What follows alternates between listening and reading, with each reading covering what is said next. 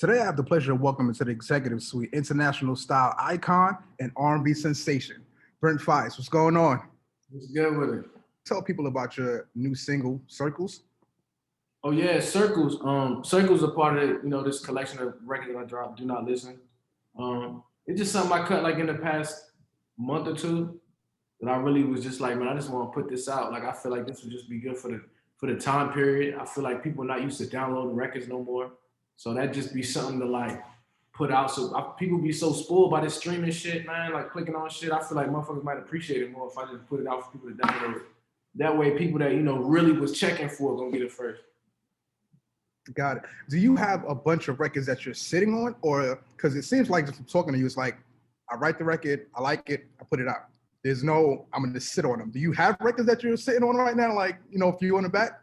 There's so much music that I ain't put out. It's for the most part, really, I be picking through the library and deciding when it's the right time to drop. And then sometimes, like if it's spontaneous, like with Do Not Listen, I'll make it. I'll just want it out, like no matter what. This just gotta drop right now. So it just depends, but it's a lot of stuff in the vault. How many songs you think you got out there, in the library? I just throw a number. Not even no cap, about like 1,000. Like 1,000 songs. Yeah. 1,000 songs, unreleased records. Ideas. Wow. You might not all be full ideas, like fully done songs. Yeah, no, I understand. Yeah. Like ideas, yeah.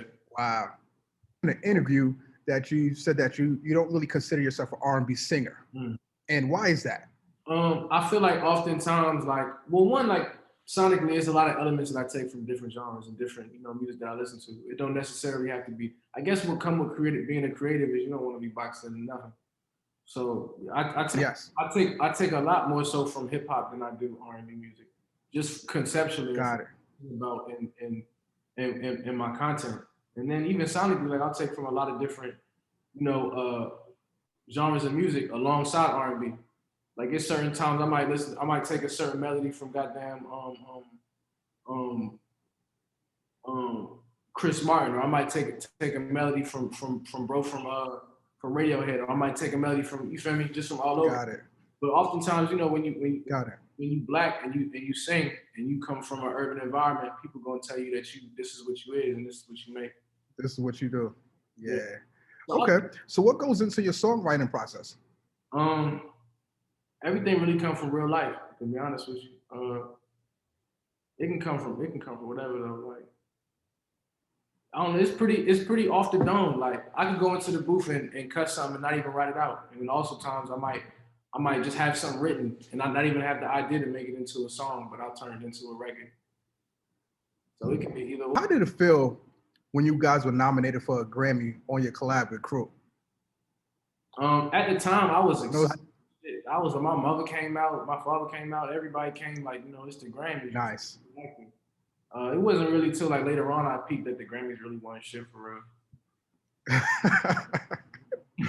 Listen, I was waiting for that part of you to come out. You've been nice and so the whole interview. I was waiting for that part to, I don't really care no more. It wasn't until later on I peeped that shit wasn't working out.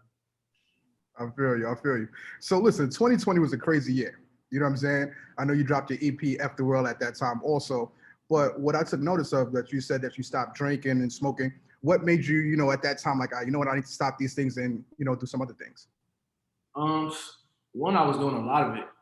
It's like every day I was, drinking, smoking, bullshit, to the point where I didn't even really realize it. I was just on my rock star shit, being the life of the party and all that type of shit. But I don't know, it really wasn't until like goddamn this year happened where it was more opportunities that were being presented, more meetings that I was doing, more interviews, more phone calls, and more times that I had to be present. So I just didn't have the time to drink and smoke no more. Because if I was, it would just be like, it wouldn't be productive.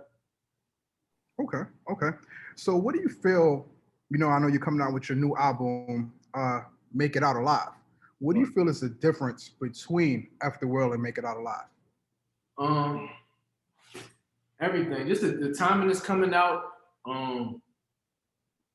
lyrically where I want to go with it, message wise how I want to approach it, sonically how it's sounding, and even in addition to that, like it's still so early in the process, I can't even all the way call it yet, but it's other stuff that I'm working on as well. It's just more. I don't know. I feel like I'm fine tuning whatever it is that people fuck with. So is there any artists that we can look forward to you working with on this album, or collabs that you can tell us about, or anything that's coming up for the album and also the rest of 2021? I don't want to give away too much, but Okay. It's a lot of stuff. There's some stuff with my brother 𝓸𝓃 𝓔𝓁, the homie Junie, he from Silver Spring out in Maryland. Just a lot of stuff. I'm building a lot with a lot of DMV acts. That's mostly like what I'm really thinking about is bridging this DMV gap. It's so much Nice. I feel like people gotta really see. So that's all I'm focused on right now.